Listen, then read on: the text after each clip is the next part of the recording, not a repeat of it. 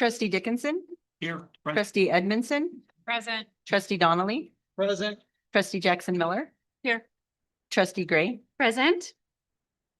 All right, we have two closed session topics. One is a student discipline matter and one is conference with a labor negotiator. Before we convene to closed session, we do public comment for closed session. I have 1, 2, 3, 4, 5 comments that did not specify the subject. We have the labor negotiation in closed session, which would be the comment for now. And then we have the 2 layoff resolutions, which would be comment then. So I'm going to call your name. And if you want to speak to the closed session topic, please come up. If it's for the other topic, I'll note that and you can speak then. Anna Beard. Right now. Yeah. Okay. Wait, Is that what you meant? What topic? I'm sorry, I got confused. Am I speaking? You want me to speak now? What topic are you speaking on? Regarding the teacher negotiation. Okay, then now. Okay.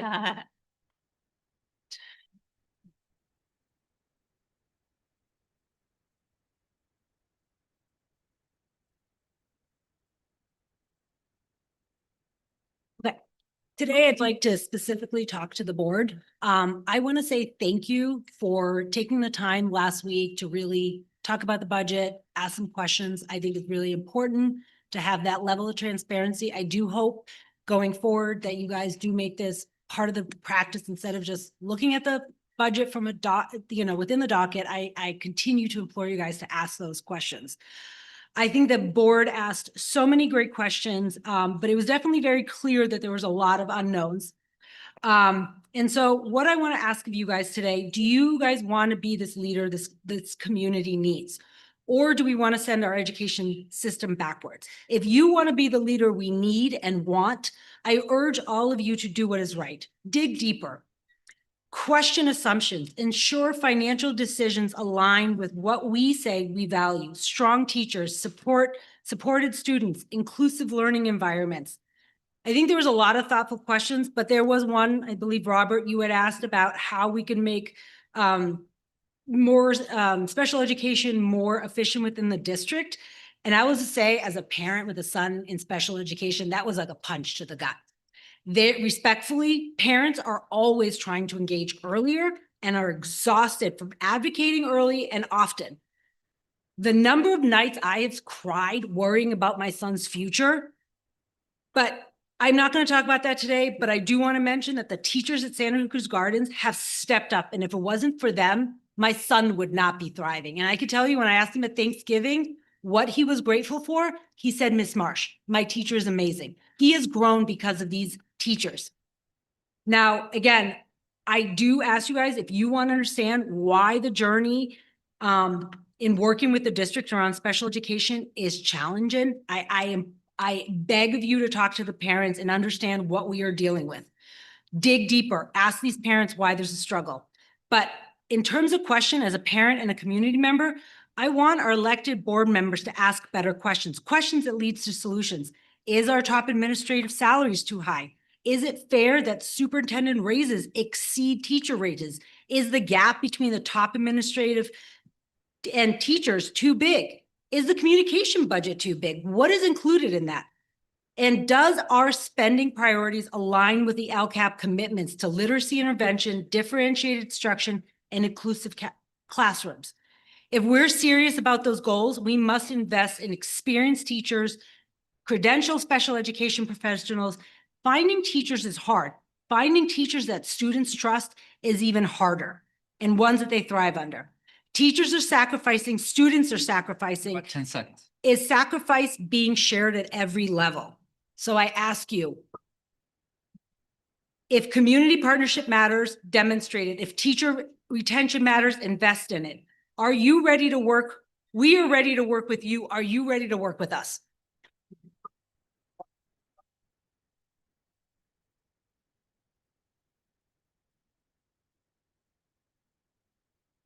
Jason Westerberg.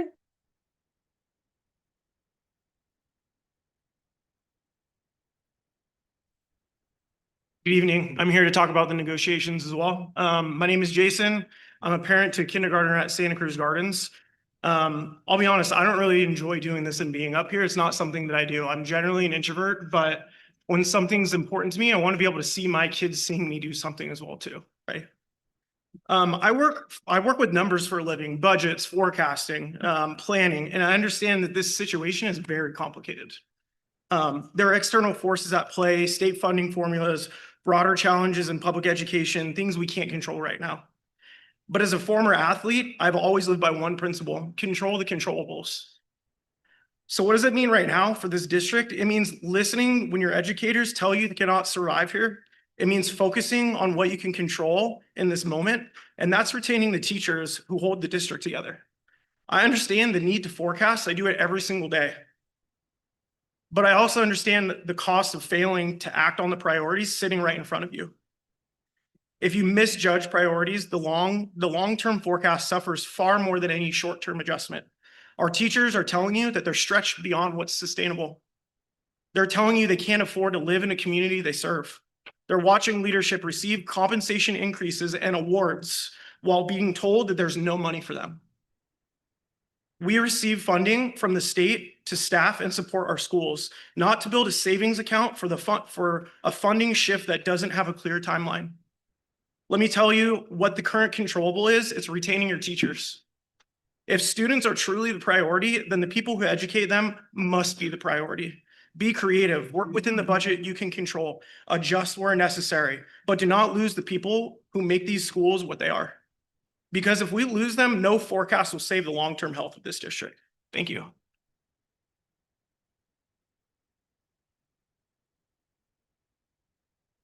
Jessica Hassani. Is yours for the later topic? Okay. Yep. Charlotte McCosey.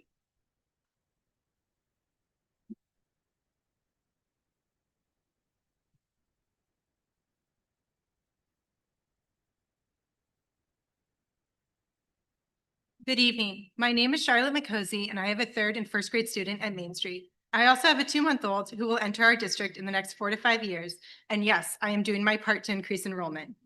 I have been a proud board member of FOMS, our PTO, for the past 2 years, and have a background in education and child development. I am also the wife to Dr. Dan McCosey, a prior Stanford ICU pediatrician and now pediatrician at Sutter. We are deeply invested in our schools, the future of our teachers, and the well-being of our community. Our teachers deserve fair contracts and a raise because they are the foundation of our schools. They create stability, build relationships with students, and carry the daily responsibility of educating and supporting our children. Alongside them, our essential classified staff, our administrative specialists, custodians, and service workers keep our campuses safe, functional, and welcoming. Schools simply do not run without them. To find out that Sarah Weber's position is on the proposed layoff list is disappointing and egregious. Much like our healthcare workers who serve on the front line during a pandemic, our office staff are the first people to put out daily fires. They are there to comfort anxious children, care for their wounds and injuries, and address parent, student, and teacher questions. Cutting these positions in the middle of financial challenges is like firing doctors and healthcare workers during a healthcare crisis. When systems are under strain, you don't remove the people providing direct care and service. You protect them. Education is no different. Our students need more support right now, not less, and our dedicated teachers and staff deserve to feel valued and appreciated, not via your words, but by your actions. In my household, when I'm helping my children solve a problem, I often use the phrase, make sure the solution to the problem is actually a solution and not another problem. I understand that budgets are tight and that these decisions are not easily made. Eliminating essential staff and not prioritizing teacher salaries may balance a spreadsheet temporarily, but it creates larger issues. Reduced student support, burnout that drives even more employees away, and decreased enrollment, which inadvertently decreases district funding. Instead, if we are serious about finding solutions to the problem, we need to dig deeper and reprioritize our fiscal budget. We need to find ways to reduce expenses within our schools that are not currently best serving our teachers and students. For example, reassess and decrease technology spending where possible. Consider reducing the use of devices in learning programs such as iReady in classrooms. Look into expenditures on consultants, conferences, etc., before we consider cutting the backbone of our education, our teachers and our staff. Investing in our educators and staff is not an expense. It is a commitment to our students and our community. Please prioritize teacher and staff retention. Please invest in the people who shape the future of our children.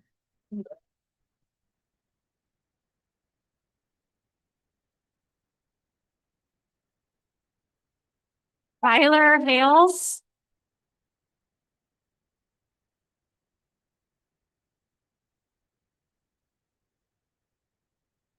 Good evening, members of the board and superintendent. Thanks for the time and being here tonight.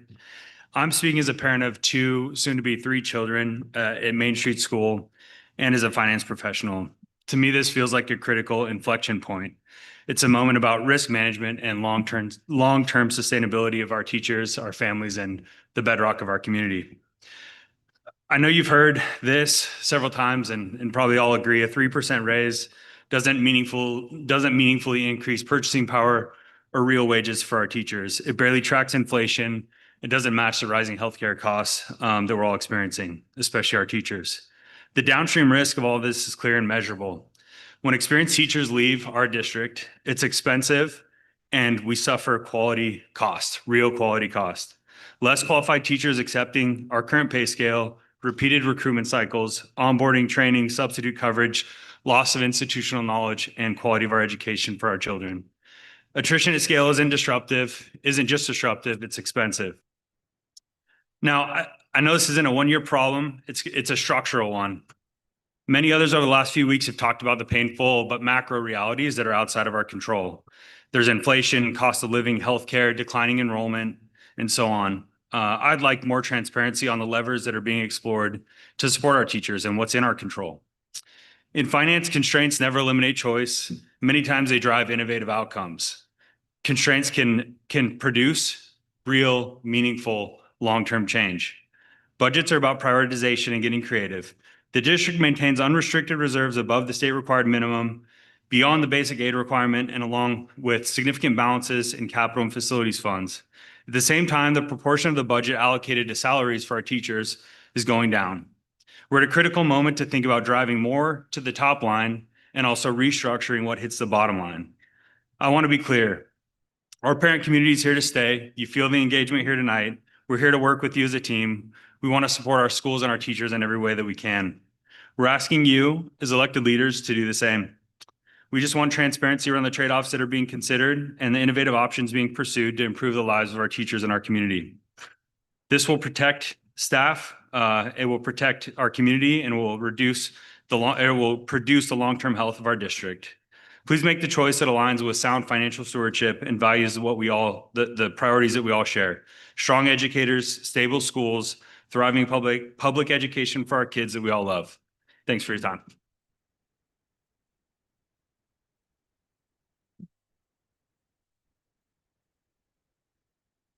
At this time, the board is going to convene to close session, 5:51.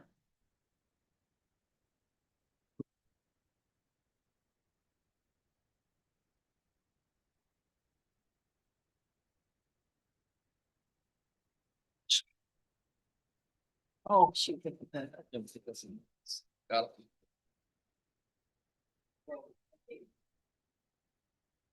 Okay.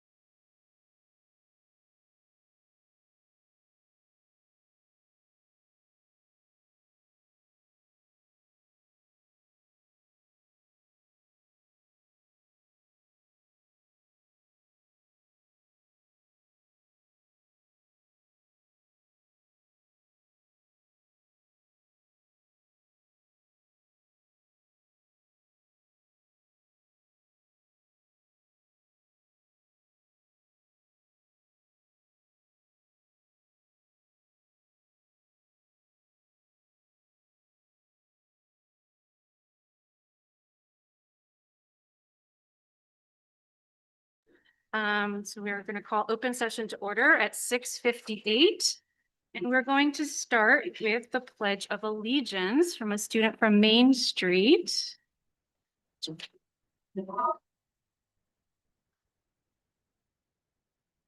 Okay, good evening, everybody. A highlight of meetings is to have some of our students come and open the meeting. And I think you'll be happy to meet Avila Siebert, who's in Miss Lowe's 5th grade class at Main Street School.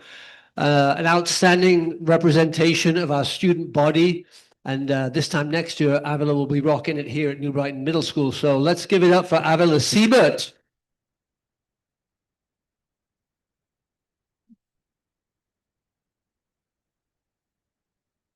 Please stand. Place your hand on your heart. Ready, begin. I pledge allegiance to the flag of the United States of America and to the republic for which it stands, one nation, under God, indivisible, with liberty and justice for all. I will now read the SoCal Union Elementary School District Mission Statement.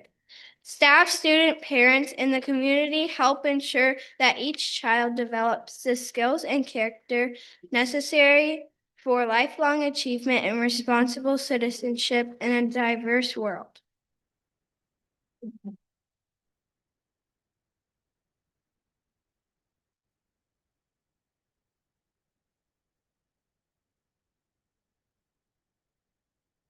Yes, please. Hi, Avila. Did I pronounce your name properly? Yeah. Okay, good. You can always correct me if I make a mistake about your name or anything. We have a certificate of appreciation. Is it okay if I read? It's got some great information about you. Okay. Avila is a valued member of the Main Street School community. She takes great pride in being part of the Main Street School service team and currently serves as a Peace Pal, where she demonstrates leadership and kindness by helping younger students during recess breaks. In the classroom, she shines brightest in math and writing, her favorite subjects, where her dedication and enthusiasm for learning are evident. Outside of school, she enjoys spending time with friends and expressing her creativity through arts and crafts. She is also actively involved in athletics and the arts, playing on a lacrosse team and participating in aerial silks. Looking ahead, Avila hopes to attend college after high school and is considering a future career as a teacher.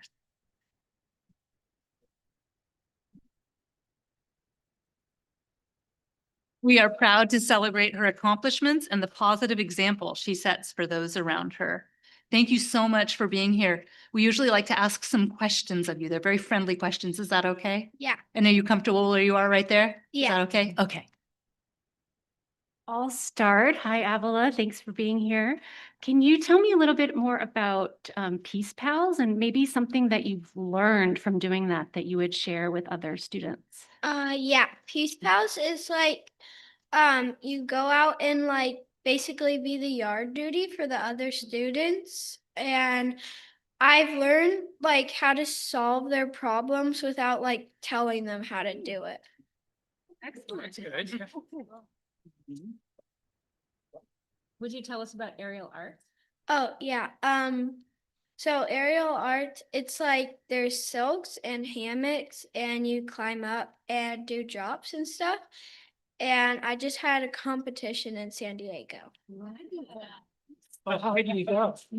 Huh? How high? I think like 12 or 17 feet. Wow, that's Well, that's Yeah. pretty high for me. Wow, that's amazing.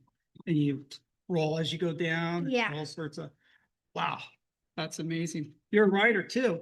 Mhm. What do you like to write? I like writing like mysteries. We did that in writing class and it was really fun. And I suppose you like reading mysteries Mhm. as well. Yeah. What's a good book that you would recommend? Mysteries. I don't really know like mysteries, but I really like Holes. It's a good book. Also, yeah. Oh, wow, that's that's a great book. What about lacrosse? How'd you get into lacrosse? Well, my sister did it, and so then I tried it out, and it was really fun. So my friend and I do it. Great. Yeah. Good sport. Is there anything that you've learned or practiced in Peace Pals that you think would help you if you become a teacher? Probably how to like fix people from like arguing and helping out like younger kids. Yeah, yeah. It's such a cool thing that you do that. Thank you. Nobody ever comes up there and says, I want to be a board member. Well, we have a little gift card to Two Birds, which is a really cool bookstore on 41st. So you can get more fun books. And then we also have all of these little goodies. You're welcome to pick one. And if your sister wants one too, she's welcome. And then we'll take a picture and we can have. Yeah, thank you for coming in. Yeah, thanks for Yeah.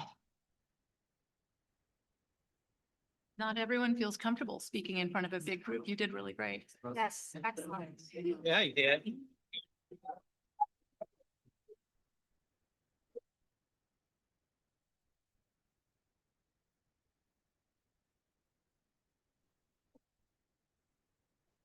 Day's over.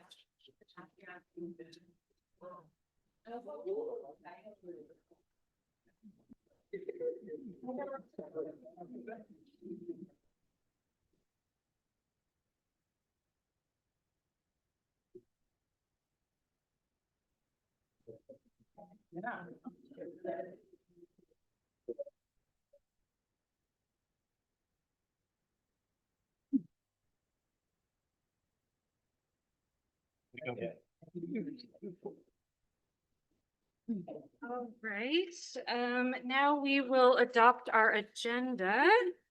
Is there a motion to adopt? I'll make the motion to adopt the agenda. Is there a second? I'll second. All in favor? Aye. Okay, report out from closed session. In the matter of student discipline number 35146 and 48912, the board voted to expunge the expulsion from the record 5-0. And that is the only report out from closed session. Consent agenda. Is there a motion to approve consent agenda? I'll make the motion to approve the consent agenda. Is there a I'll- second? I'll second it. All approved? All in favor? Aye. Any opposed? Okay. Consent agenda passes. Okay, now we move into public communications. We do have, this is for items not on the agenda. And we have 1, 2, let me ask, this was actually. Thinking about that. Well, you could make it on not on the agenda. Yeah. Okay. Okay, so we have 4 topics.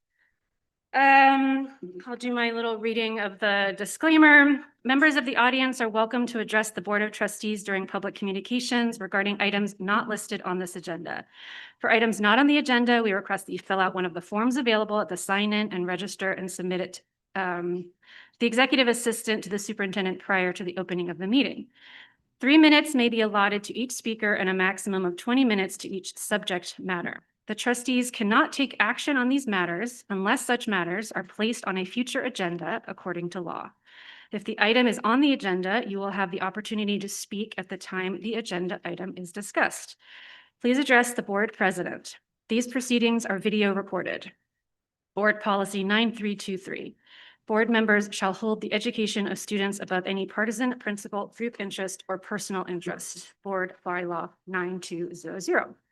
So the first public comment is Jillian Ritter.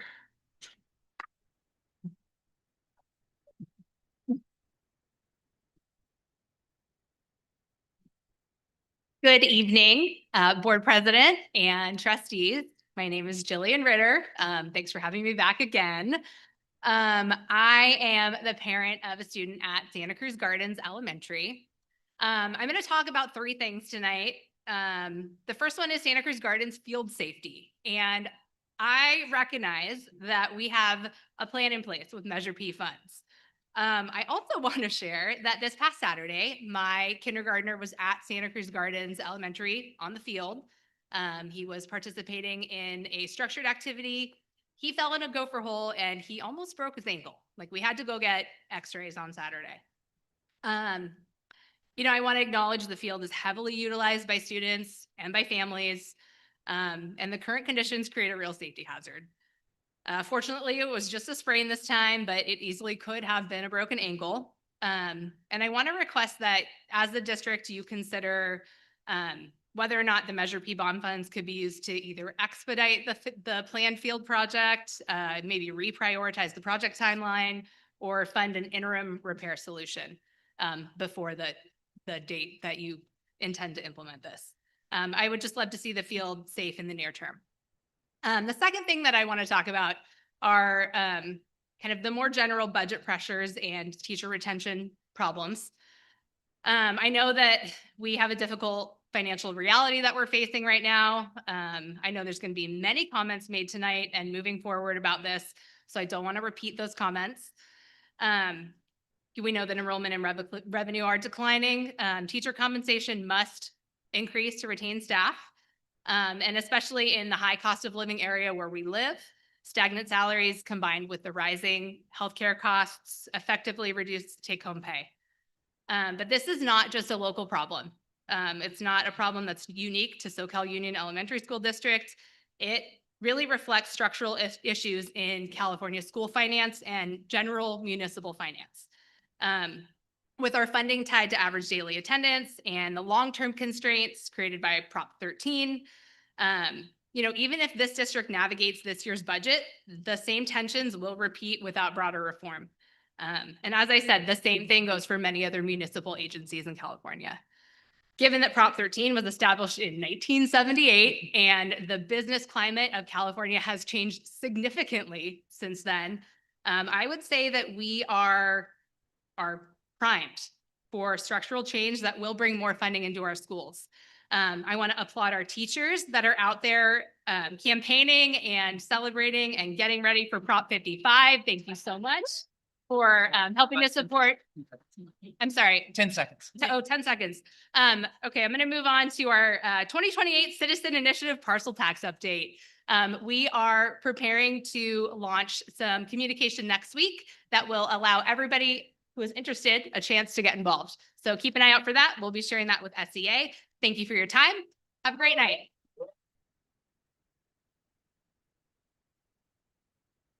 Tracy Takuchi.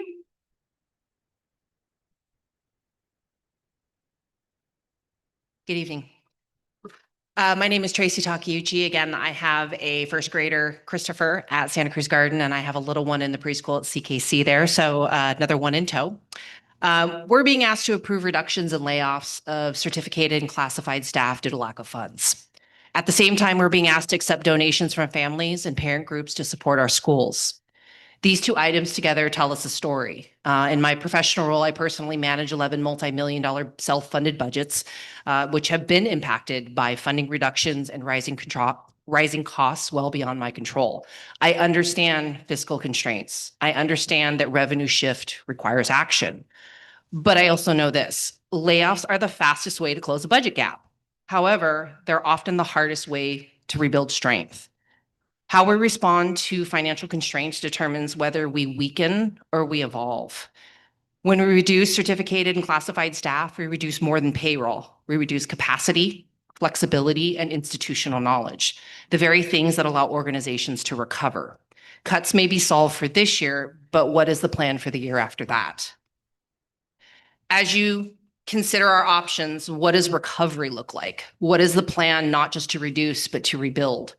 When we consider accepting donations, I see opportunity. It signals that families are still invested, that this community is willing to contribute. So the question becomes, have all structural efficiencies been fully examined before personal reductions? Have contracts, services, and non-instructional expenditures been reviewed with the same intensity? What is the rebound strategy once these reductions take effect? Layoffs are just not financial decisions. They are strategic ones.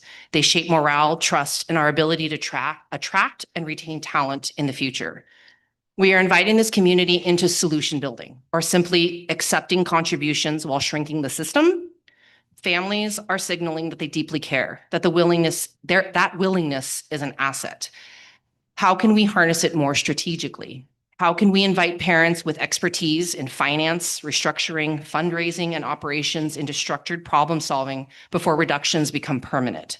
This is not about denying fiscal responsibility. It's about responding to it with intentional leadership. This moment can feel like we're standing on the edge of a cliff. We can move quickly and hope we land on the other side, or we can slow down just enough to identify where we can build a bridge, examining contracts, efficiencies, partnerships, and structural redesign before reducing people who make our schools function every day. Layoffs are sometimes necessary, but they should be the final layer, not the most visible one. Within constraints, there's still a choice. Tonight, I urge you to articulate not how we reduce, but how we rebuild, because how we navigate this moment will define this district long after the fiscal year is over, and the community wants to help build the bridge with you.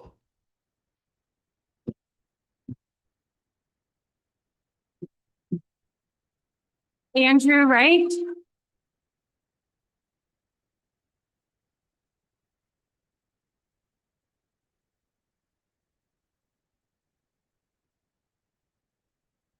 Good evening, trustees and Mr. Turnbull. My name is Andy Wright, and I'm a parent of 4 kids in the district. I'm also a teacher over the hill, and I worked for the SoCal Union School District as a school site administrator for 5 years. I've been encouraged by many in the community to speak this evening, given my experience working in the district and my 26 years as a California educator. While I don't have any suggestions for an easy and immediate fix, I do believe that my knowledge going back over 10 years may help this community understand where we need to go in the next few years. When I was offered the position in SUESD around 2015, our family had to make a tough decision about paying the $900 a month for the family plan medical insurance with a $12,000 deductible. Whether that was worth it, we decided that working in our own community was worth the sacrifice. Looking at the numbers now, people are paying thousands and thousands of dollars a month out of their check. This all could have seemingly been avoided if the administration had passed a parcel tax. Parcel taxes were on the ballot on 2 occasions with this district administration. Both failed. If we want real change in the district, we need other revenue sources. My current district, over the hill, which also has declining enrollment and is not a basic aid district just like this one, has passed 2 parcel taxes in that same time period. Santa Cruz City Schools has also passed a parcel tax in recent years. I've read the paper and I've seen, I've streamed all the recent board meetings, and I keep hearing that it wouldn't be fiscally responsible to give teachers raises right now. And while that makes sense, it just doesn't make sense to promote, district office administrators in a district that's not much bigger than the average California high school when certificated and classified staff are so obviously struggling. It's really just not a good look. This community needs leadership that, in the words of great Miss Kelly, will just figure it out. A long-term proactive fix is needed. We need leadership that will talk to the community, be part of the community, and get our community to vote on desperately needed parcel tax. Scott has tried this before and it hasn't worked both times. So this board needs to make a real big change, and we just can't keep waiting and hoping things will improve. We need action, and if the board can't do that, I'm afraid the community is going to have to make it a decision with their own vote. Thank you.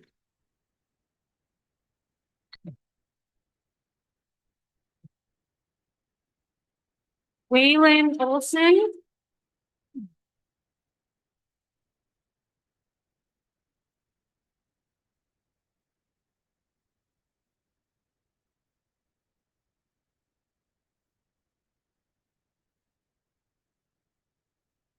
Good evening, members of the board and fellow community members. 6 years ago, when I moved into this school district, I remember looking at a school district map and being so excited to live in what I thought was a thriving, dependable, and stable school district. I sit here today and wonder what happened. I am here tonight to advocate for our teachers. Somehow we can sheepishly pay them below market wages because they have to drive the hill. It's okay to wince as we provide them benefits that gut their paychecks because they live by the ocean. Now the threat is that we're going to lay off some of them. What a sad and brutal reality for our educators. A 3% raise is basically $100 per check for most of them. They aren't asking to get rich. They're just asking for fair pay. Fair pay for the most important public good, the cultivation of our children's collective futures.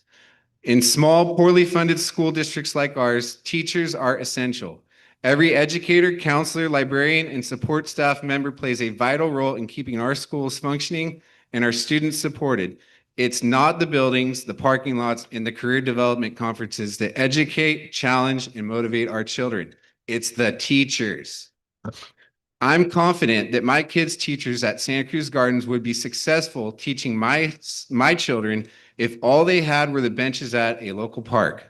Slashing positions cuts deep into the already failing foundation of our schools and will inevitably push more families out of the district as they search for more stable educational opportunities for their children. I also want to respectfully acknowledge something important. Our school board and our district's administration has a responsibility not only to respond to financial challenges, but to anticipate and manage them. Budget oversight, long-term planning, and financial transparency are part of our school board's core duties. When we arrive at the point where layoffs are being considered, it's fair for the community to ask how we got here and what steps could have been taken earlier to prevent reaching this point. Accountability is not about blame. It's about leadership. In these challenging times, what we need most is leadership, not excuses, uncomfortable smiles, and shoulder shrugs. I urge you all as board members to take full ownership and accountability of your positions. The buck stops with you.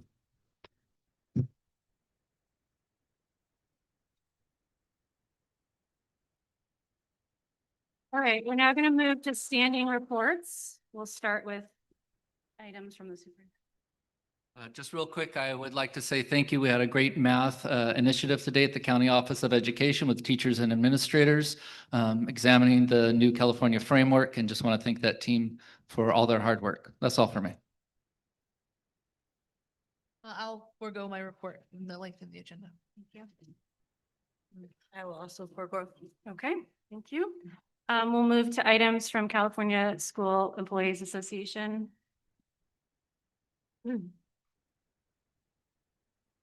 Good evening, trustees and superintendents. I'm Sarah Weber. I'm going to be giving the statement tonight for CSEA.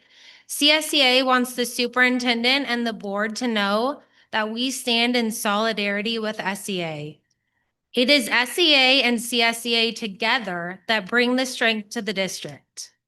We also want to urge the board, Trustee Gray, Trustee Donnelly, Trustee Jackson Miller, Trustee Edmondson, and Trustee Dickinson to vote no on layoffs.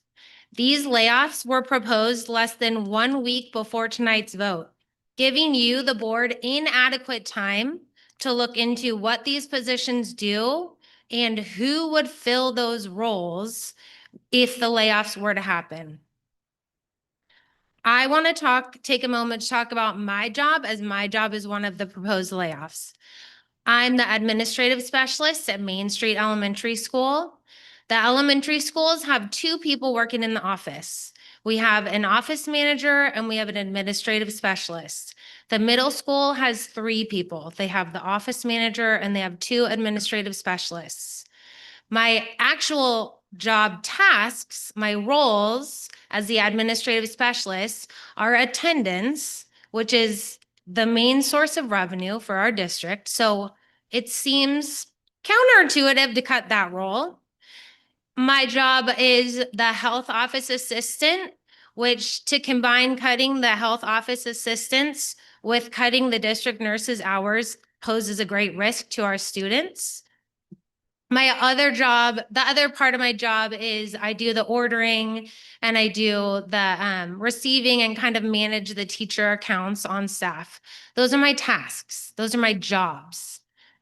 By 11 o'clock today, I had hardly even gotten to any of those jobs because the constant stream of students, of visitors, of phone calls, of staff needs, of substitutes needing help. Today, our principal was off campus.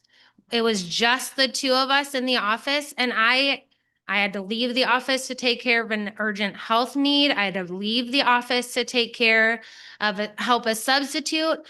If there was only one person in the office and that person either calls in sick or has to leave the office to support someone on campus, that creates a huge safety risk to our schools. We are the ones who can see who's coming onto campus. We are the ones who know the restraining orders. We are the ones who check the IDs. We are the ones who know.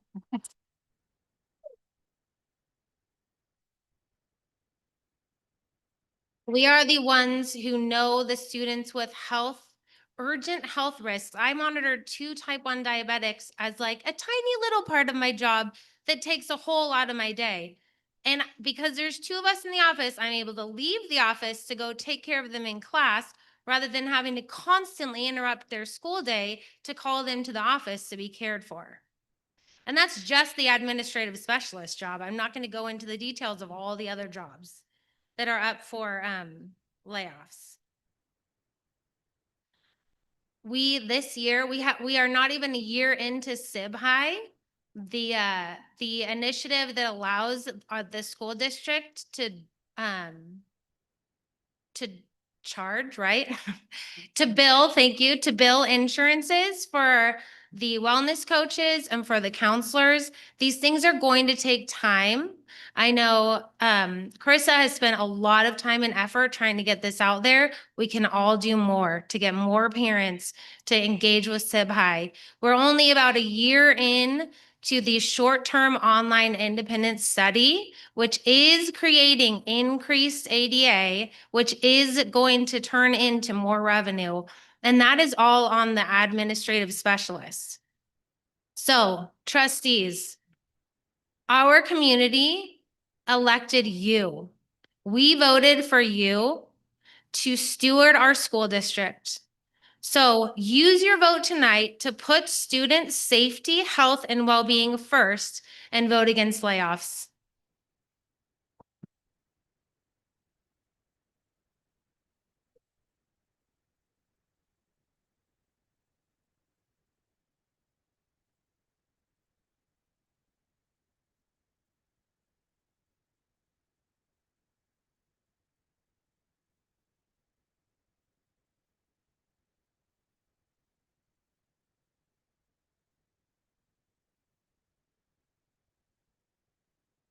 Update from SCA.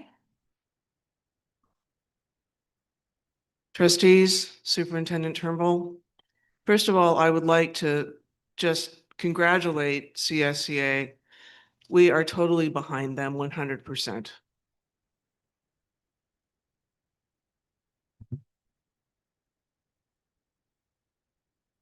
And on a personal note, cutting back the hours of your school nurse is just asking for nothing but trouble.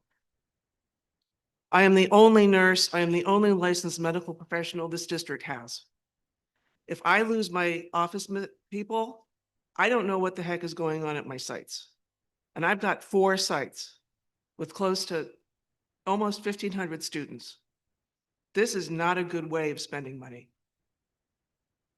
or trying to save it. Now I'm going to go into our official.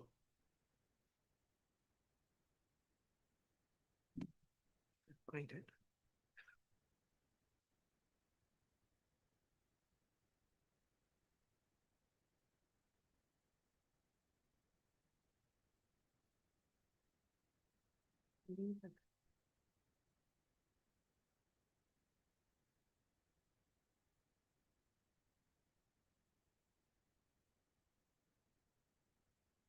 Just a moment, please.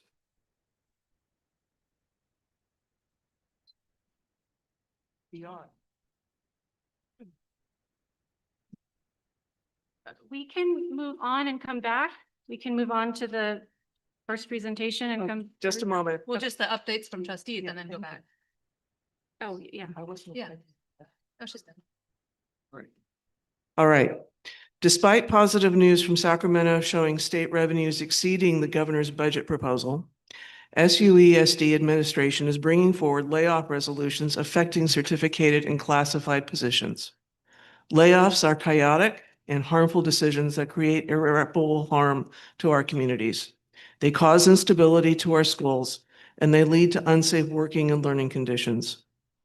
Our administration is making a choice to create even more disruption for our educators, schools, and community, further proving how our school district leaders refuse to prioritize those closest to our students. Rather than working with us to create stability, SUESD has pushed us to fact-finding and negotiation. It is now using other tactics to get us to stop fighting for our schools and community. We question why layoffs were not mentioned at any of the previous board meetings. We question why layoffs were not mentioned at any of the previous budget review meetings.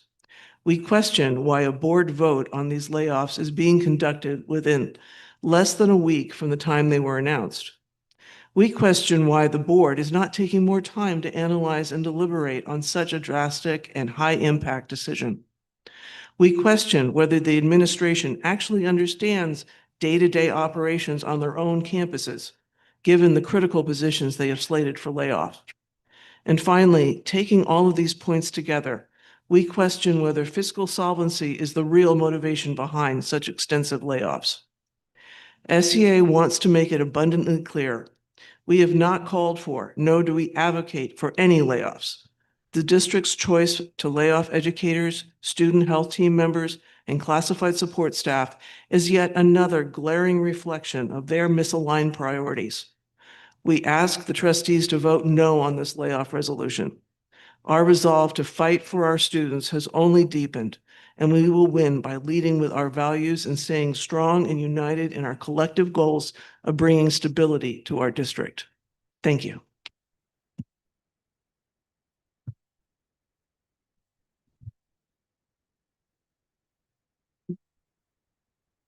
Other items from trustees? Why don't we start at trustee Dickinson? Work our way down. Anything to report? Oh, I can barely hear you. Oh, sorry. Any updates from trustees? No.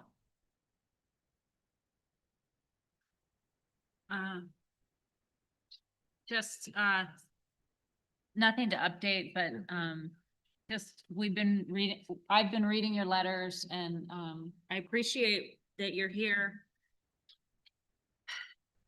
And I'm sorry. I have nothing to report on. I have a few things. This past Monday night, I attended a Central Coast budget and legislative update. Part of a trustee's job is constantly focusing on the budget and learning about our own budget, which I can say I spend hours and hours doing, and understanding forecasts and what's happening in our own Central Coast and around the state. So that was a helpful update. Last week, I saw an EdSource roundtable that was about educational funding, and that should be available on EdSource if anybody wants to watch that. And in a few weeks, I'll be attending a meeting with Assemblymember Addis as a part of California School Boards Association's Legislative Action Week, where I look forward to advocating for improved funding for our school districts. sorry. Oh, don't hit a pause. Sorry. It hits my heart so heavy. I attended some of those things too. I'm sorry, I am not trying to get a gold star here, and it's not about applause. I like to share. We are all what we do. doing things behind the Yes, scenes. yes.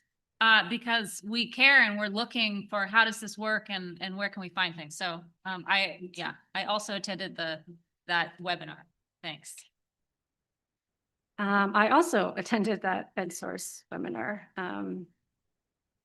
Yeah, that's all that I have as well. Okay, we're going to move on to our presentation item, which is a discussion regarding updates on the LCAP. All right, so our regular LCAP bite this week is around our LCAP parent survey. So the parent survey went out and we have 206 responses. I'm just going to give you a quick summary rather than going through item by item for the sake of time. So one of the most notable strengths is the overall climate. A large majority of parents report that their child attends a school that is safe, inclusive, and welcoming. Similarly, parents report very positive interactions with staff, most saying they feel welcomed and respected when engaging with teachers, school staff, and the district. These results highlight the strong relationships schools are building with families. We also see positive feedback around instruction and learning. Most parents feel their students are receiving high quality instruction, have access to appropriate standards-based materials, and are encouraged to think deeply and engage in their learning rather than simply memorizing information. Another strength is communication and engagement with families. Parents generally report that they receive effective communication from the district and feel they have opportunities to share their perspectives through surveys, emails, or meetings. This suggests that our efforts to keep families informed and involved are continuing to move in the right direction. At the same time, the survey helps identify a few areas for continued growth. Some parents express uncertainty about whether they have the training or resources needed to support their child's learning at home. There were also some mixed responses regarding whether students always receive the help they need when they struggle academically. Finally, responses related to whether students' individual strengths and talents are known and developed were slightly more mixed in other areas, which suggests an opportunity to continue strengthening how we support personalized learning and highlight student strengths. Overall, the survey shows strong parent confidence in the climate of our schools, the dedication of our staff, communication with families, while also giving us some helpful direction as we continue improving how we support students and partner with parents. Thank you, teacher.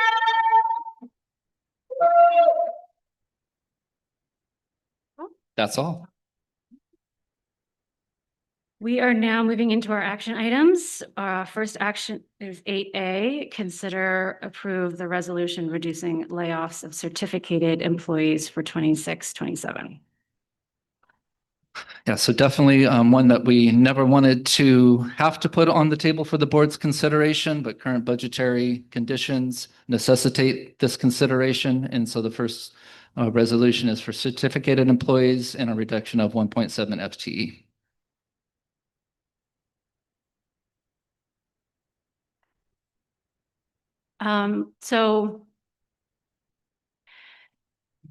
We have all been thinking and working on this budgetary situation that we are in.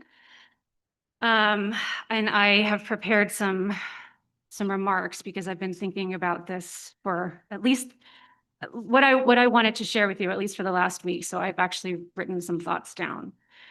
I want to start out by saying how difficult this situation is. For most of us on this board, if not all of us, this is the most difficult professional decision we have been a part of. I am reading every email, digging into every line item of the budget and assumption. It is deeply, deeply frustrating how chronically underfunded public education is at the state and federal levels. And we at the local level are doing everything we can to make up for those gaps. Earlier this year, we started tackling some of the big questions about long-term district sustainability and financial security, with the recognition that we needed to take bigger, more radical action to ensure we could provide a solid living wage to everyone who works in the district. With that in mind, we looked at 4 big ideas and evaluated whether they were a path to a stronger financial future. We looked at school consolidation or closing one of our elementary schools. Overwhelmingly, the public comment was against this idea, and we tabled it. Parcel tax. The district tried this twice, and it was narrowly missed both times. When it was discussed at a recent board meeting, there was some public comment against it, that it would be burdensome to teachers and staff who live in the district. We heard that, and we tabled that idea as well. It was great to hear from Jillian tonight about potential options there. The third option was leasing or selling district property. Really, this is just Jade Street. We already have a leasing arrangement with the city of Capitola. They are not in a position to purchase that land at retail value, which would mean selling most likely to a developer. The board was not comfortable making a decision that would mean the loss of one of our valuable green spaces, especially one where an all-accessible children's playground is currently being built. The fourth option is district consolidation. We are still actively pursuing this option. We are currently working in partnership with the COE and an external expert to understand whether it makes financial sense to consider district consolidation. We expect to have her report later this month. One caveat is that if we do move into basic aid, that district consolidation may not end up being the best long-term path. So we're also balancing that future uncertainty. But that is also a long-term effort, likely 3 to 5 years. Then there's the fifth item that I just mentioned on basic aid, which we don't have any control over. Those first 4 were things that we could make active choices around. But basic aid would also change our funding landscape. We are on a trajectory of increased property taxes, which if it continues, could mean we find ourselves in basic aid. And if that were to happen, it could strengthen our financial position once we get through the bumpiness of the transition. I am glad that we looked at those 4 big radical ideas. We were being thorough and thoughtful, evaluating options, even the unpopular ones. It is clear, though, that none of them are going to be our solution in the near term. Last week, we had a special board meeting as a study session on our budget. I was hopeful that coming out of that meeting, we would identify a few expenses that we could cut back on, such as consultants or professional development. What I learned was that those items that I thought were places of opportunity are actually not waste or fluff, but are coming from restricted funds that can't be used for salaries, and we have already made reductions where we can in some of them. I came out of that meeting feeling pretty confident that there isn't wasteful spending in our budget, which is good. 90% of our budget goes to people, which is good. It is also not good because it means there aren't straightforward and uncomplicated ways to cut costs and meet our budgetary situation. Also last week, I joined a webinar put on by EdSource that Amanda and Callie also joined, that included representatives from across the various school community, school board, teacher, CTA, and FICMAT, which is an organization that provides fiscal assistance to local education agencies. One of the most relevant points of discussion for us in this moment was on the appropriate level of reserves a school district should hold. One comment was that reserves in the 17 to 23% range were reasonable, and that reserves at the state minimum were inadequate, and that the state average of reserves is 25%. That is 12.5 points higher than we closed the last school year with. There was another comment that school districts should move out of an austerity mindset where reserves are being hoarded, but there wasn't a specific appropriate reserve percentage that was suggested as not being hoarding. This question seems to be at the core of what we're talking about tonight and have been for several weeks. What is a reasonable reserve for our district? What amount of risk and uncertainty are we comfortable with? How much weight should we put on the reserve projections in the 2 and 3 years out? These are ultimately the questions the board is grappling with as we take into account the issues in front of us and our fiduciary responsibility to the district as a whole. Some data points we are considering. We closed the 24-25 school year with 12.44% in reserves after assigned. Our current multi-year projection has reserves for this and the next 2 years at 8.24%, 6.59%, and 6.44%. Those 2 to 3 out years at roughly 6.5% are low, but not terrifyingly low. They definitely do not feel like we are hoarding reserves, but we are also giving ourselves a small and necessary cushion. Our multi-year projection has assumptions built into it, and with some of the uncertainty in the budget process, sometimes our year end is higher than we projected it, as was the case this past year when we got a bump in funding because of increased property taxes. Sometimes it goes the other way. When we build in increases to salaries and contributions to health insurance on our existing budget, our multi-year projection changes pretty dramatically, with projected reserves in 26-27 of 1.37% and negative 2.1% in 27-28. It would be irresponsible for us to submit a multi-year projection with less than 3% in reserves, perhaps even negligent. I personally will not sign off on a multi-year projection with negative numbers. So we come back to what to do to meet our current budgetary situation. 90% of our budget is spent on people. There are no clear or available places to cut from the remaining 10%. Our other options have either been rejected or are long-term. The board has dug into our numbers every which way, and the one short-term option available is the very difficult decision to lay off some positions. I wish it weren't the case, and I think it is the only option we have at this moment.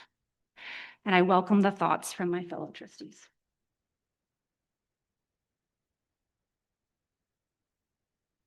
Well, I'll take a minute and just say that that was very, very well said, Ariel. There's just no easy answers for all this. I mean, I'd tell you what we're doing in back rooms and what goes on at our own homes for hours, trying to figure things out in our own education, trying to become smarter and trying to think we can pull a miracle and figure things out. I would really like to say that I appreciate all of the parents and staff that came last week to our meeting when we went over the budget. I think there was 4 or 5 of you that came for that. Yeah. And that was you talk about transparency. We had the budget up on a screen. We had the smartest people here talking about what we can do, what we can't do, what's fiscally responsible and irresponsible, where we can make a change and where we can't.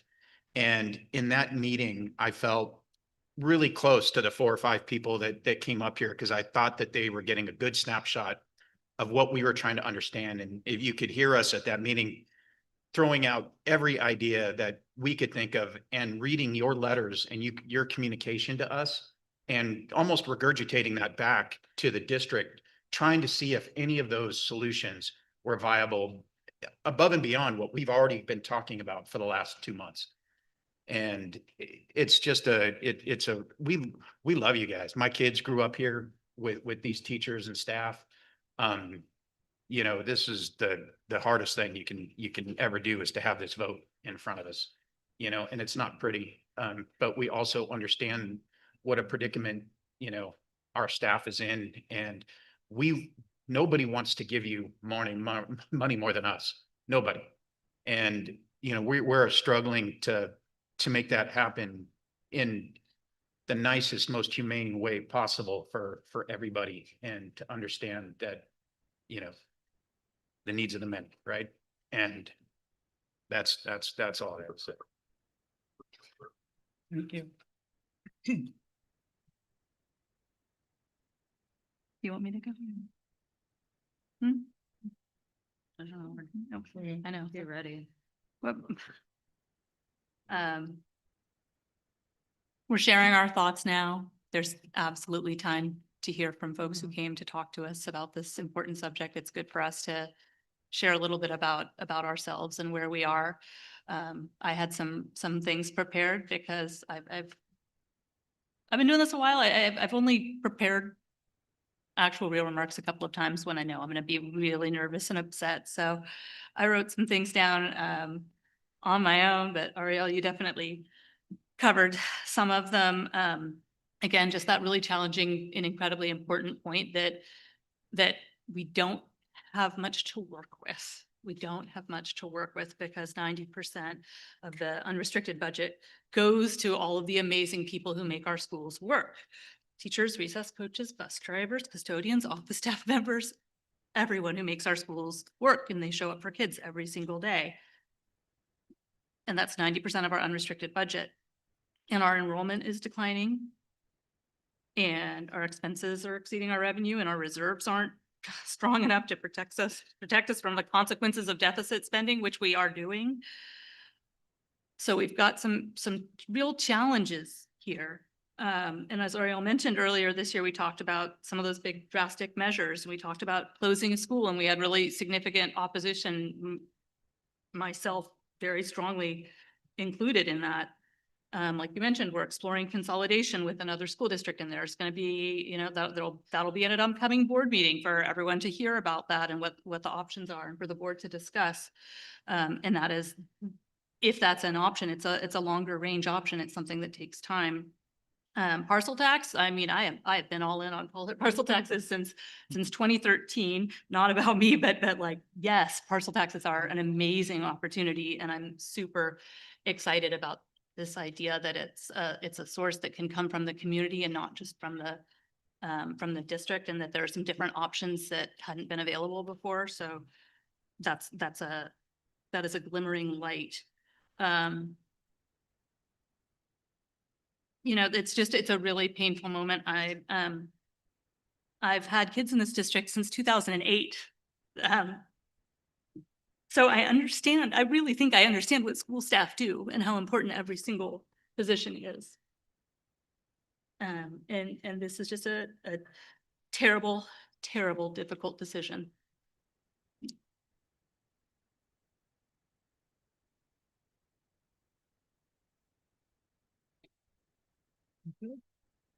Um, yeah, this feels really emotional. You guys are our community, and you take care of our kids. And we know that you do that with your whole heart, and that you don't get paid as much as you deserve. We know that. And like the board has said, there are not a lot of good options. And it hurts to even have this on the docket.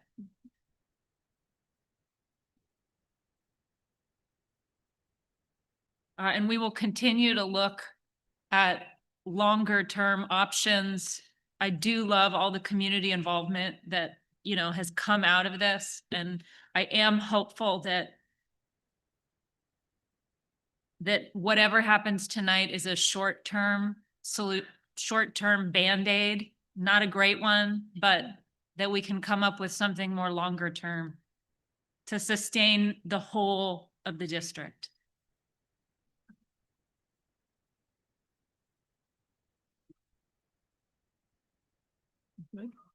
Yeah. Okay. Sorry. Yeah. Sorry. One more thing is No, just, go ahead. Months ago, you were sharing the pain of the healthcare and the salaries. We heard that. That's why we investigated all those options, because we know how hard it is to live in Santa Cruz. You've been saying this for a while, and we know it hurts. It hurts just to be on this side. I just wish there was a more simple options on the table. Sorry, you go. No, Yeah. you're doing great. No. Well, honestly, I hate sitting up here right now. You have 4 board members that they said everything very well, so I'm not going to repeat what they said. You have a board here that really appreciates and cares about the people that educate our students. And that goes from everybody who is employed with the district. Unfortunately, there's some things we have to look at. And like I said, this is not a favorite moment of mine, and I really like to split right now, but I have to sit here and deal with this. So. I wanted to add just something about what we're deciding on tonight. These are preliminary layoffs, okay? So they don't become official and final until May. And we are committed to doing everything that we can, if the resolution passes between now and May, to look at what we can do to not make those happen. So I do want to emphasize that they are preliminary, and there is a timeline that requires us to take preliminary action. If I could add too, when you look at the resolution in front of the board, it's really horrible to lose a counselor, 0.2 of a district nurse, and 0.5 of an intervention teacher. But this is a very precise action right now. We have, I believe, is it 5 intervention teachers in the district? We have, is it 4 counselors? So there still is going to be intervention services. There's still counselors. It's just a little bit less with this resolution. A lot less. Oh, no. Hold on, thank you. Please, please let our trustees finish.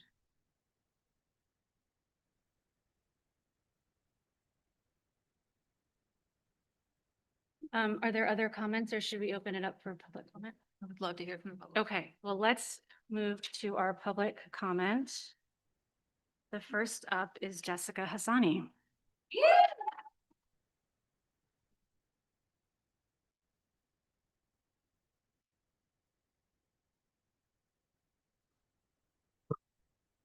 Hi, my name is Jessica Hassani, and I'm one of the counselors here in SUESD.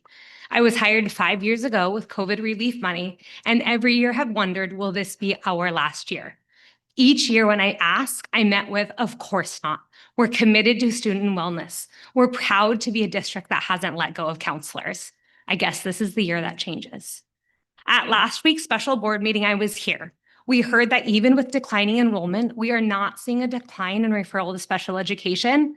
The same is true for counseling services. I would argue that each year the needs increase. This year has been my busiest year so far. While yes, we may have declining enrollment, I have yet to show up to school and not have enough to do. I am busy every single day, and my colleagues feel the same way. Reducing our 5 counselors to 4 might not seem like a big deal, but it will have a huge impact, not only on individual students, but entire classroom cohorts and the amount and quality of instruction our teachers can provide. Let me give you a quick example. Every day we support student needs in ways we have planned, such as whole class lessons, small groups, but we also build in time for the unknown. Last week, I was called to a classroom where a student saw a picture that reminded him of his beloved family pet that had recently passed away. He was overwhelmed with very big, hard, sad, and loud feelings. But based off of our relationship, I was able to quickly help him relocate to my office where he could cry, he could calm down, and then together we were able to practice ways to get through similar situations. This is just a simple example, but we deal with much more complicated and sensitive cases across our district every day. Students who are disclosing that they are unhoused, that they are witnessing domestic violence. They are missing their parents due to a foster care placement. They're fearful of ICE. These aren't quick or easy conversations. So one less counselor who's not there or on site, I ask you, who will have these conversations? The teacher? What about the remaining 20 some odd kids who are in the classroom trying to learn? Who will have these conversations? I argue that the savings from these layoffs are not worth the impact to the individual student, the well-being of the entire class, including our teachers, and the impact on their instructional time that may be lost. We're in a budget crisis. I get that, but the counseling team is working hard to find solutions too. We have already worked to secure alternative funding with SIBHI. We are just in the very beginning stages of collecting reimbursements. The checks are starting to come in. It is slower than we wanted, but I implore you, give us the time to get these checks in. The money is there. Give us the time. Our teachers, our students, our community deserves it. Thank you.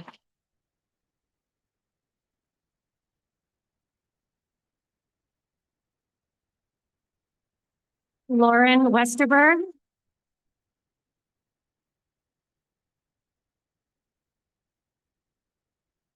Good evening, Superintendent Turnbull and trustees. I'm speaking tonight to oppose the proposed layoffs. Before making cuts that remove critical support for students and teachers, I urge you to go back into the budget again. I know you're going in a lot, and examine where resources can be reprioritized. The roles being reduced are people our students rely on for regulation, routine, and a support system. When you reduce or remove these positions, students lose their stability, and the burden shifts directly back onto classroom teachers who are already stretched beyond what should be expected and are already underpaid for the work that they do. Over the past several months, I've been working with our counselor, Ms. Sue, to run our school pantry to support families facing food insecurity. We've supported multiple families on a weekly basis for 5 months at no cost to our school. This doesn't happen because she has the spare time. This is outside her scope as a school counselor, but this is who she is. Her students' well-being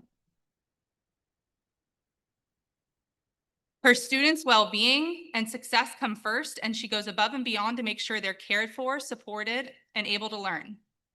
Who are we without leaders like this? And what are we saying about our priorities when those people end up as a line item on a budget cut list?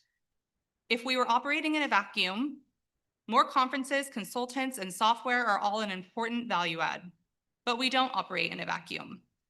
Every line item is a trade-off, and the trade-off you're proposing is cutting the people who hold our classrooms and our most vulnerable students together.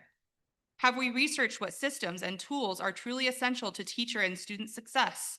Are there contracts we can pause, software that's underutilized, services that can be delayed, renegotiated, reduced for a period of time? We're asking for a commitment from this board and district for 2 years. We know there's work on the other side. We're a community that is obviously ready to collaborate on the lift, but we cannot do that if we lose the staff members who keep our schools stable. Please go back to the drawing board. Engage the community in expanded fundraising efforts to bring additional revenue into the district. Put real support behind a new parcel tax. Advocate for systemic change at the state level. Reprioritize our budget so it truly reflects that our teachers and students are the district's top priority. Only then can we say with confidence that every option has been explored and no stone has been left unturned. Lastly, I encourage district leadership to waive the Me Too bargaining increase so those funds can remain in the general fund and help preserve critical staffing during this time. Thank you.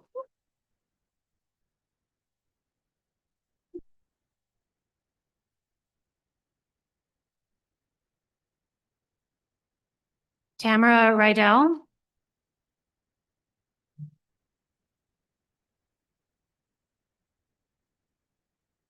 I am here today to speak on the positions being considered for layoff.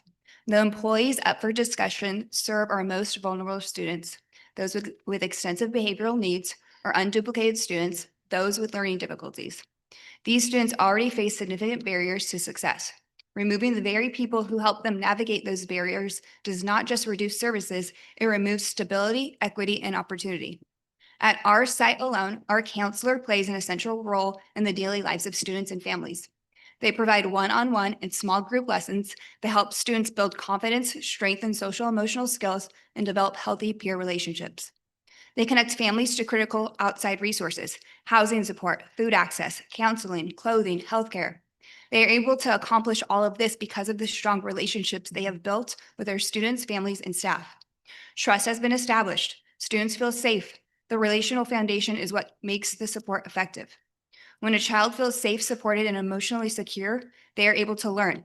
Without that foundation, academic success becomes nearly impossible. Our intervention teachers are equally critical, and they ensure our multilingual learners can access an education comparable to their grade level peers. Every day, they provide targeted instruction. They stay late and go above and beyond. They refuse to let students fall behind simply because they started at a different place. I have personally seen the impact of this work. One of our intervention teachers has provided such focused, rigorous instruction that a student who joined us just a year ago as a second grader with limited letter sound recognition is now reading at a second grade level. That transformation did not happen by accident. It happened because someone had the time, expertise, and commitment to make it happen. We must also consider the impact of eliminating the admin specialists. Removing these positions will not eliminate the work. It will simply shift it onto other staff members who are already stretched thin and without additional compensation.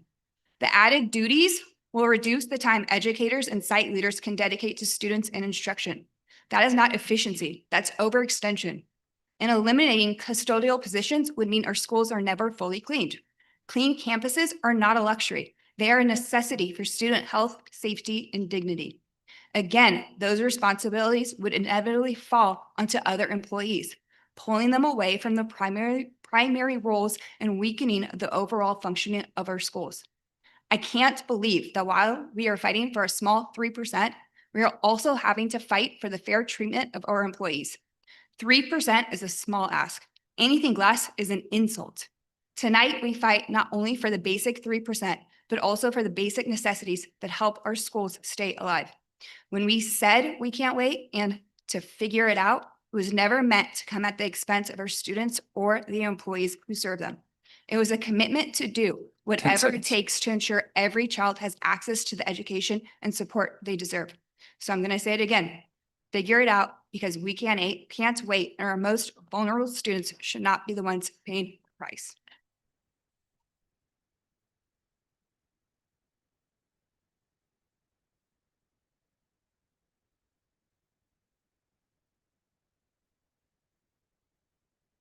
That is all the public comment I have for 8A.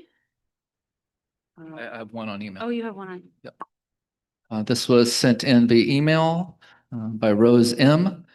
Just going to read it as is. I write to you today as a longtime staff member, parent of 2 SUESD alumni, and a witness to the changing culture of this district. My heart is heavy because I no longer recognize the place I once loved. SUESD used to be defined by its commitment to students. Today, it feels defined by ego, classism, and a top-down culture that is crushing the morale of those in the trenches. We are facing a crisis of leadership and a crisis of conscience. The value of support staff versus administrative bloat. You are proposing layoffs for the office and support staff, the unsung heroes, who are the literal glue of the schools. These are the people on the ground with our families every day. As a teacher who is already overworked and barely hanging on, I cannot imagine our schools functioning without them. It is appalling to cut these vital roles while simultaneously expanding the administrative level. The fail up mentality.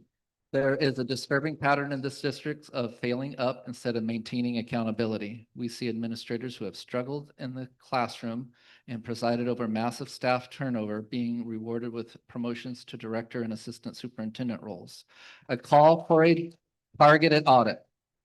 I am begging this board to look upward for savings before you strip our schools of their foundations. Specifically, I'm calling for a comprehensive audit of the Student Services Department. In that audit, you will find ineffective roles, positions that do not directly benefit students or support the heavy lifting done in classrooms. Questionable hiring practices, evidence of roles being created and handed out based on personal friendships rather than qualifications or student needs. How can we justify saving money by cutting the ground level staff who serve our children while protecting and elevating administrative roles that appear to be based on favoritism? The guilt of these decisions is falling on teachers and staff, leading to unprecedented levels of anxiety and mental health struggles. We're losing the heart of SUESD. I urge you to stop these layoffs, stop the nepotism, and refocus our budget on people who actually do the work with children. Thank you.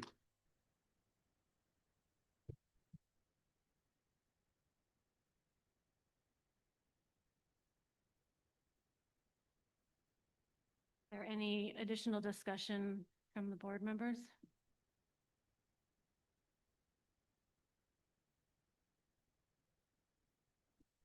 Everyone raises a great point, does it? Is it, or do we talk about the plan for these other things, or do we just leave it? No, just how the district continues to function. No, I don't know. Maybe we don't. I don't know. I don't know. Maybe we don't. Maybe we don't. I guess there's not.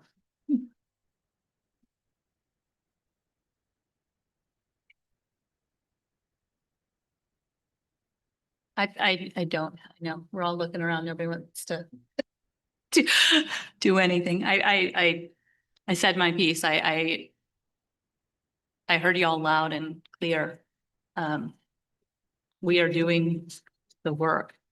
You are making excellent points.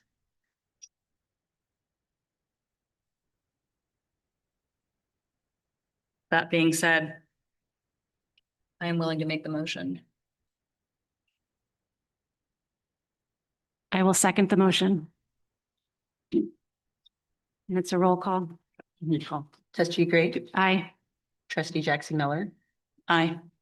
trustee Donnelly, Aye. trustee Edmondson, trustee Dickinson, Aye. The resolution passes.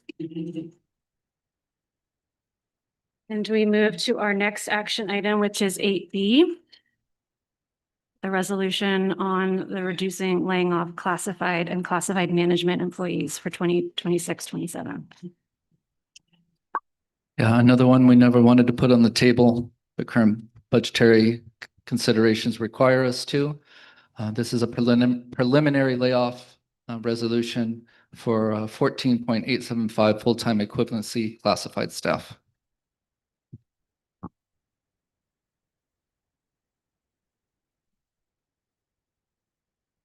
Some of the roles on this list, it should be noted, are vacant, so it is a affirmative declaration that we're not going to be filling those. I think I'll move right to, unless, I think most of us spoke when we spoke on 8A, we were also speaking for 8B. So unless there's anything else you want to add, I'm going to go to the public comment for 8B. The first is Melina Ray.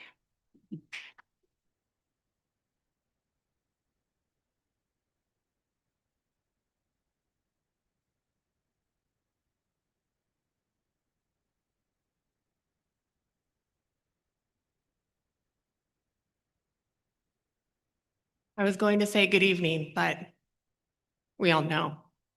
SUESD board, my name is Melina Reich, and I am currently the office manager at Main Street Elementary. This week, I emailed the board with many concerns over proposed layoffs and ended inviting the board to shadow our offices. Well, this morning would have been a perfect one. Before the whistle blew for our 8:30 start time, I received a radio call for a wheelchair to be brought to the yard. With an office teeming with parents, students, I thought to myself, how would I handle this alone? Luckily today, I wasn't alone. Sarah was with me.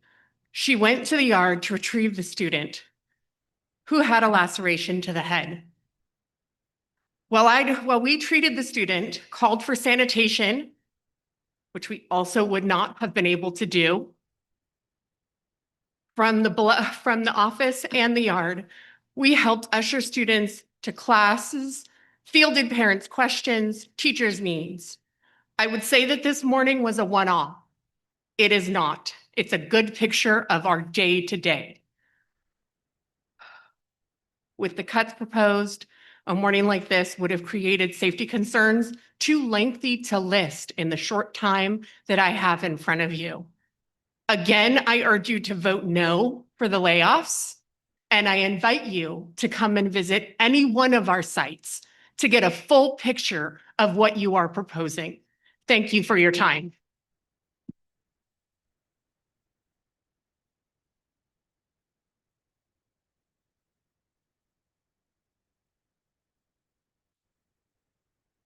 Cynthia Contreras.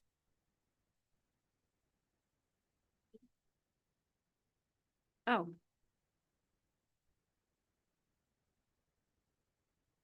I do have one. Who was it? Oh, Maritza Avila?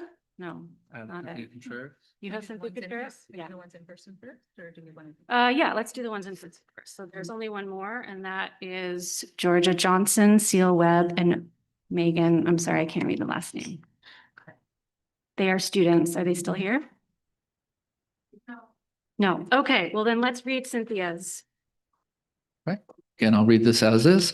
Hello, Board of Trustees, Superintendent Scott. My name is Cynthia, and I'm the parent of a kindergartner at Soquel Elementary School. I stand here tonight to echo what so many in this room have already expressed, how we are so fortunate to have amazing educators in this district.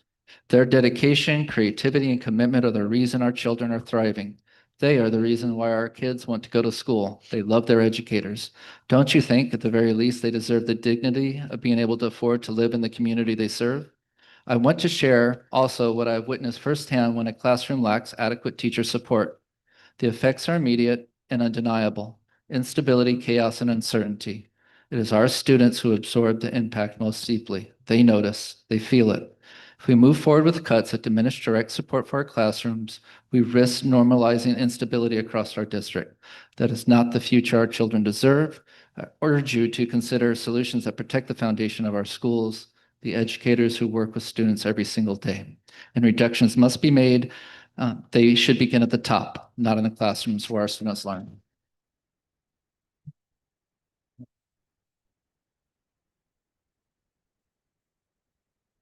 Okay, next one is from Ms. Darlene. Good evening, members of the board. In the event of layoffs, there is classified staff impact. It will affect campus operations. It will affect students. It will affect support services. It will affect logistics for students and staff safety. Know that stability protects campuses. Again, it's really about solidarity, transparency, clarity, and stability for 26-27. Questions to the board: how will support staff be impacted? Additionally, in the event of staff layoff, there is human impact. It causes staff family stress. Who needs more stress in today's world? It creates morale concerns. We need stability for all educators, including certificated and classified staff. It's about solidarity, transparency, clarity, and stability for 26-27. In the event of staff layoff, there is program preservation. It will affect specialized programs. It will affect high-need students. It will affect programs at risk. We need to protect programs. Again, I repeat, it's about solidarity, transparency, clarity, and stability for 26-27. Question to the board: what programs are at risk? In closing, we stand united. We seek clarity, not rumors, and open communication among all staff and the Board of Trustees for sustainable solutions. Thank you.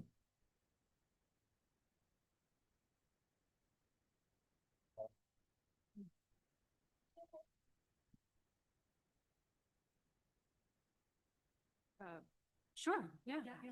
Sorry, I didn't understand what you asked. Yeah. Hi, thanks. I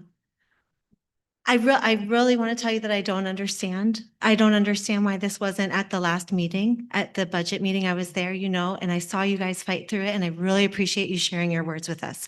That was the most that I've heard from the board in a long time, and I really, really appreciate that. I do not understand. I feel like you had an opportunity here. With these vacant positions, if you wanted to show us, maybe, and I don't think we would cheer for the vacant positions, but why are you going so big? It doesn't make sense. At the last meeting, you said the 3-year projection with what you were talking about, there were no layoffs. You would get out of deficit spending and you would be at 6.4% in 3 years. What is this about? Why is it so drastic? I don't understand. You even said that this is preliminary, and we know that by May 15th is when we would have to really know. And we know that the money's not out there yet. And so you're not counting it because that feels dangerous. And so what it feels like to me, and I hate to say it, but it feels like you're playing a game with us. It feels like you're putting us against each other, and I don't understand it. I really don't.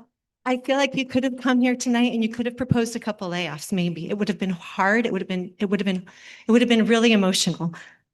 This is outrageous.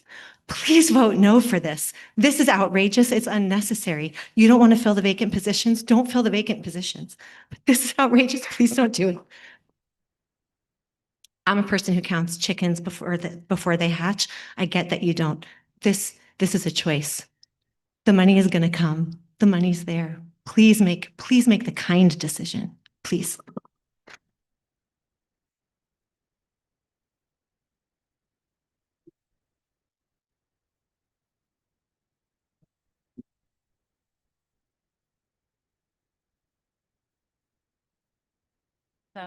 Is that all the comments? That's all the public comment. Yeah. I know that this is really hard.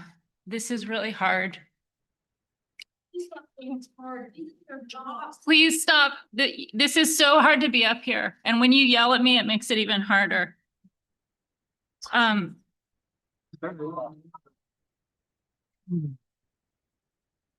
What I'm trying to say is that this does feel like too many people. This feels like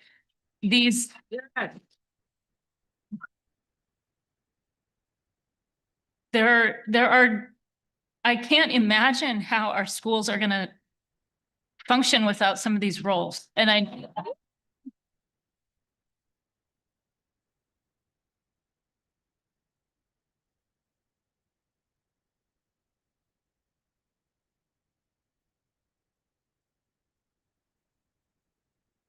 it, I know that there's deadlines to think about. Just that this came fast. We didn't really have a chance to sit with it. Some of these positions, I cannot imagine how some of these elementary schools are going to function. Yeah. It's a lot of people. It's a lot of people. Thank you.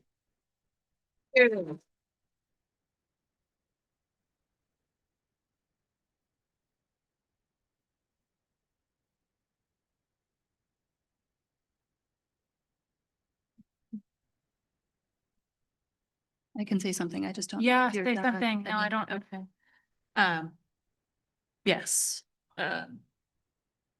It weighs very, very heavily knowing the groups of people who are impacted, of course, the human beings and the roles. And I think it was 2% of our certificated staff were affected, the positions in the last item, 15% of our classified staff in this item, and 7% administrative in this item. That's heavy. And we acknowledge, I acknowledge that is heavy. I also acknowledge that I sat here and I said, and I will say it over and over again, that if we have to do these horrible things, I want to keep it as far from the classroom as I can. And I would appreciate the opportunity to finish what I'm trying to say. My next sentence is, I understand how interwoven all of these roles are. I understand there's learning in a classroom and there's support from all these other positions. I completely get it. I mean, I don't know what else. I mean, I can say to that. This is deep and this is heavy. And Vote no. if this is the resolution we move forward with, I would ask us to, look hard and deep at every possible opportunity between now and May to reverse the temporary notice that is required by March 15th.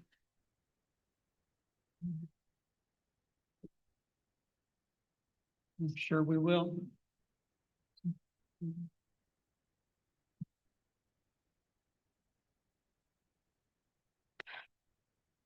I do want to acknowledge that this has come up quickly. Like I said in my comment for 8A, we started this school year looking at bigger long-term things with the express desire to not have to do layoffs. We've been doing attrition, which is a kinder, gentler way of trimming our budget. And it became clear that with the numbers we're looking at, we need to do something that is actually taking action. And that is why it has come up. There is a timeline that we need to communicate preliminary notices by March 15th. Again, they are preliminary. We spent an hour in closed session talking about Closed session stuff. Closed session things and how much we want, we do wish that we had more time in this moment, and we don't have more time in this moment, but we do have 2 months to do everything we can to make this as minimally impactful as we possibly can.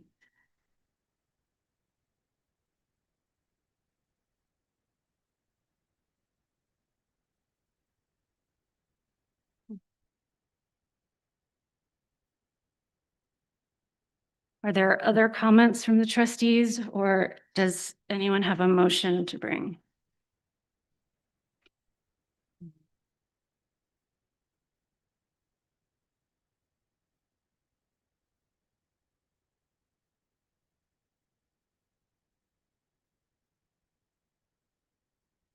You're gonna have to do this.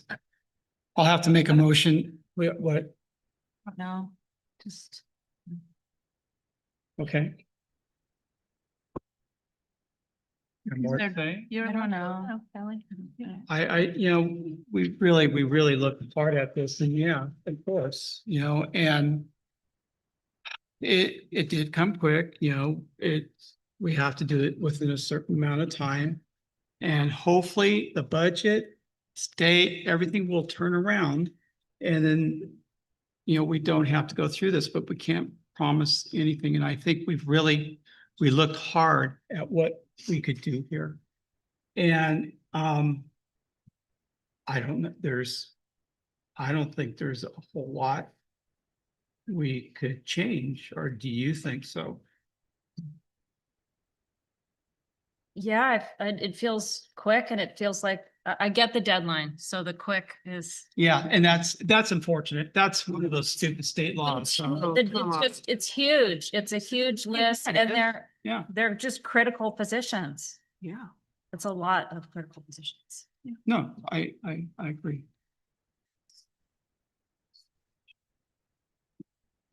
Okay, yeah.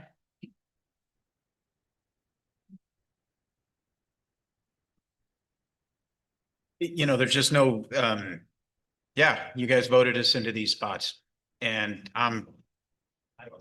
right, exactly. This is where we find ourselves making hard decisions, just like you said. And it's, that's what we're up here to do. We're trying to do the best for our school district, our kids, our teachers, our communities. And as much as it pains me to say it, if you guys were up here seeing the information that we had and the conversations that we've had, there's a reason most of these votes are unanimous because we're out of choices. We are looking at things that are long-term, but that doesn't affect what we're doing in the next week or two. Just doesn't. There's, y'all don't like the fact that they talk about timelines, but we work at a school district for the state and everything's about timelines and restricted and unrestricted and things that we cannot change no matter how much we want to change them. And if you guys were in these seats, you'd feel the exact same way. I know you don't think so, but these are not easy decisions. And, this is why we get paid the big bucks, right? There's nothing easy about it, but we're making decisions and we're trying to move things forward. And like I said, the decisions we have to make are for the next 3 to 5 years. The other choices we have are all on down the line. Nothing else that would make a dramatic change we can affect within the next 11 days.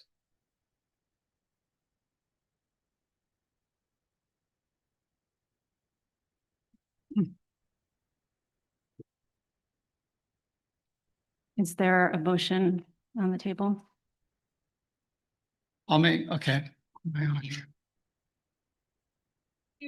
I'll make a motion to approve the resolution reducing laying off classified management employee services for 26-27. Is there a second? I'll second. Roll call? Trustee Gray, Aye. trustee Jackson Miller, Aye. trustee Donnelly, Aye. trustee Edmondson, Nay.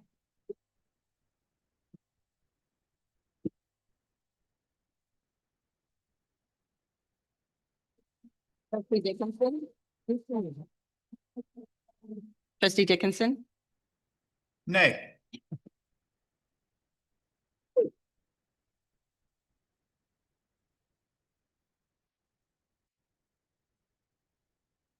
The resolution passes 3-2.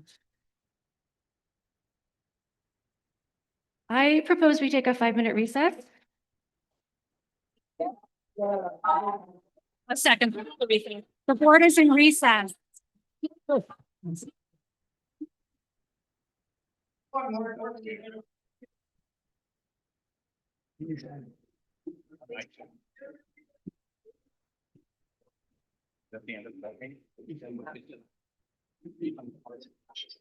Yeah, let's do it, man. Let's do it.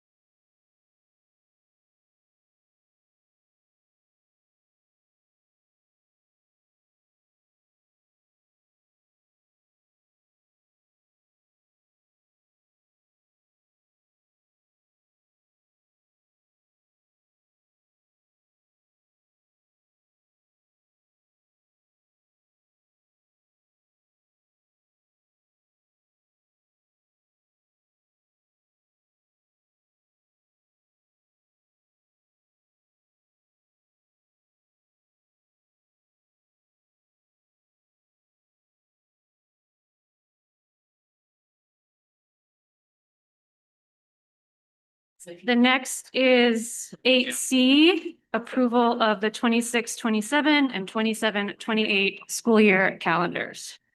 Yes, so after a lot of work by our calendar committee made up of representatives from different classifications, we have 2 years of a calendar, so 26, 27 and 27, 28, which is nice for consistency's sake and being able to proactively communicate.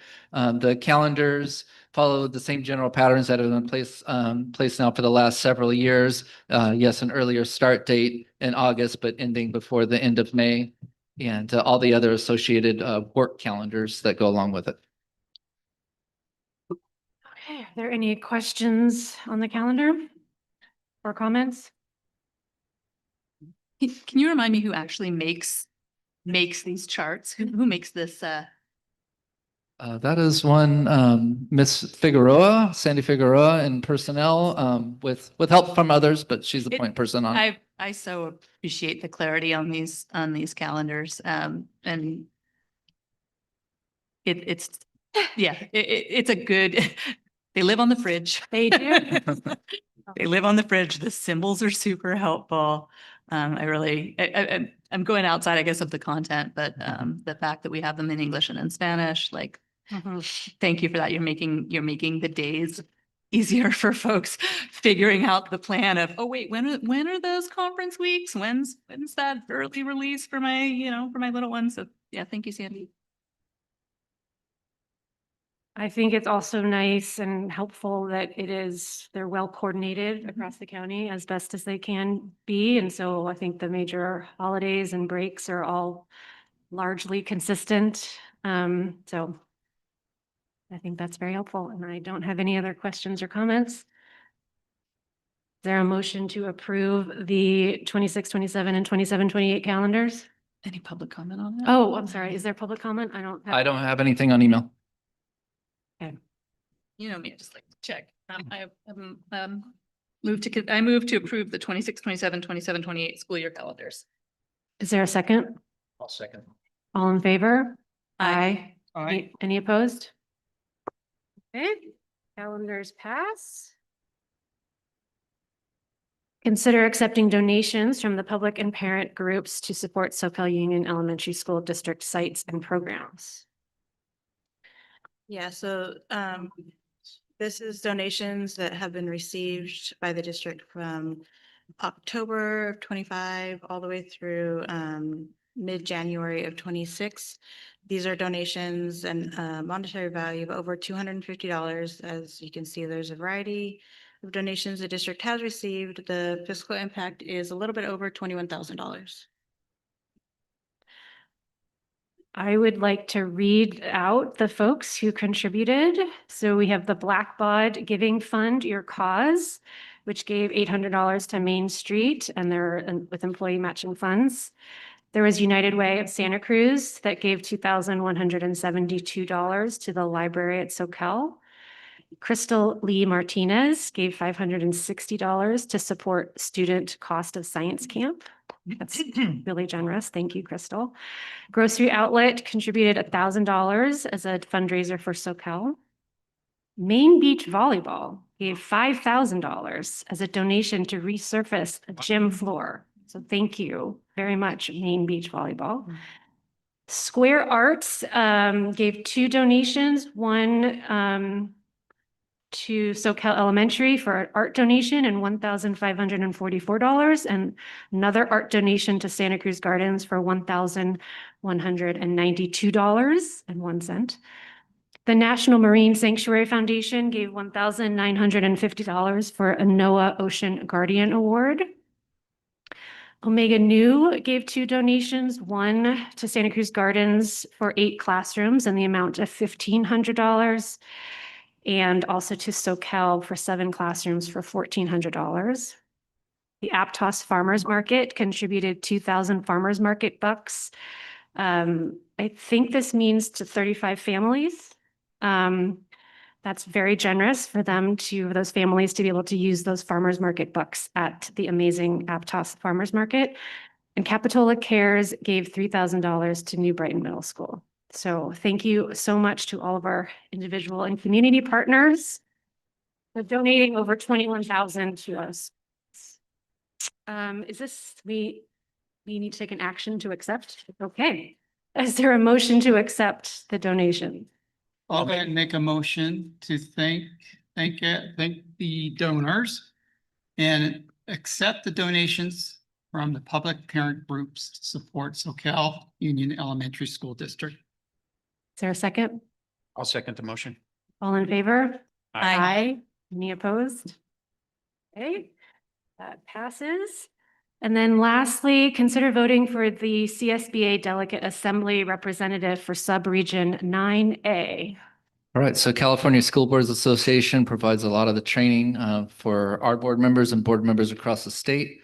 The Delegate Assembly does extra work with CSBA for advocacy, for input, for planning. And so each region has Delegate Assembly members. And for our region this time around, there is one person up for that incumbent or for that open seat, and that is Drew McAllister from San Benito COE. So the board could either take an action to vote for Mr. McAllister or could just abstain from voting. Too late to nominate Robert. Yes, it's too late. Free time, huh? Yeah. Do any of us feel that we know Drew McAllister and would like to vote, or would we like to abstain? I read his application. I'd like to vote. Okay. I mean, y'all know. I know what's going on with California School Boards Association, and I know our local sub-region 9A person, Mark Becker, who is not on he's in that position, staying in this position, but I read what was attached to our agenda, so I don't know Drew McAllister personally, but it's nice to have the balance since the region is for San Benito and Santa Cruz County, and I think it's nice to have someone with the amount of experience that he has in San Benito County stepping up and being willing to serve, and no one else is running against him. And it's, it's a group that works towards improving public schools. I'm in.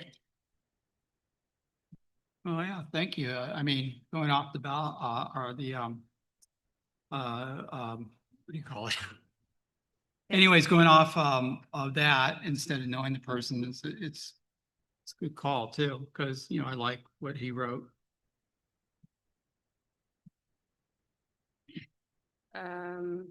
So is there a motion to vote for Drew McAllister?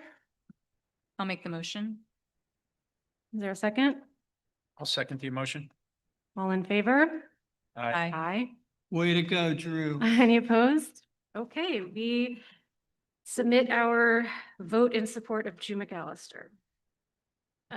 Is there any additional correspondence? Future agenda items, the question of ed tech has come up amongst this board, and it was raised by a few folks, and I think we would like to put that on a future agenda item to look deeper into that. We also do have the COE coming back on basic aid. So I just wanted to share that. All right, I think we're ready for adjournment. Is there a motion to adjourn? I'll make a motion. Is there a second? I will second. All in favor? Aye. Aye. Any opposed? Meeting is adjourned at 8:43.